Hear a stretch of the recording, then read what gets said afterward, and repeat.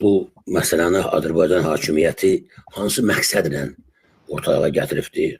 Hansı niyyətlə insanların razı olmadan bu qədər dəhşətli bir qərara imza atıbdır?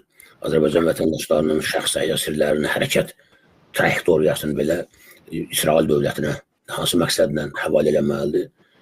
Və əslində baxsaq, mən bayaq sizə qoşulan dedim, son vaxtda baş verən Ramiz Mehdi olayları da, Əli Kərimin həbsi də, Namizəd Səfərovun həbsi də və başqa həbslərdə artıq indi aydın olur ki, məhz bu xəyanətin üstünü bastırı eləmək, bu xəyanətdən diqqəti yayındırmaq üçün imiş. Bu barədə sizin mövqeyiniz maraqlı olardı.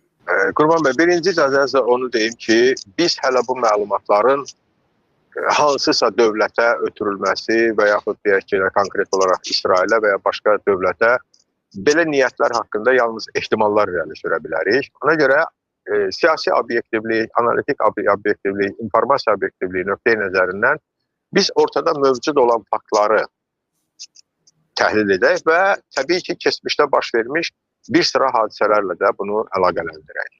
İndi niyə bu məlumatları toplamaq bu şəkildə lazım olubdur və bu qanunidirmi? Siz onun qanunsuz olduğunu artıq göstərdiniz. Özdə təsəvvür edin ki, burada söhbət demək olar ki, bütün ölkə vətəndaşları haqqında ayrı-ayrılıqda 35 kriteriya üzrə məlumatların toplanmasından gedir. Və buna bir ad da düşünüblər. Onun qısa adı mirasdır, yəni mərkəzləşmiş informasiya və rəqəmsal analitika sistemi.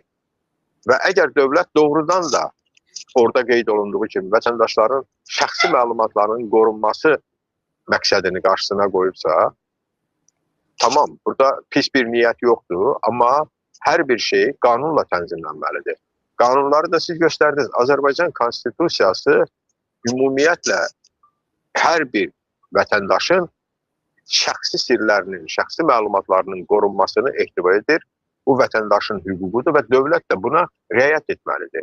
Digər tərəfdən, belə bir məsələnin dövlət təhlükəsizlik xidmətinə həvalə olunması və həmin fərmanda görürsünüz, orada bir 4-cü bənd var ki, bütün demək, qurumlara tapşırıq verilir. Ad-bad bütün dövlət agentlikləri, nazirliklər, komitələr sadalanıbdır ki, 6 ay müddətində zəruri məlumatları toplayaraq Dövlət Təhlükəsizlik Xidmətinə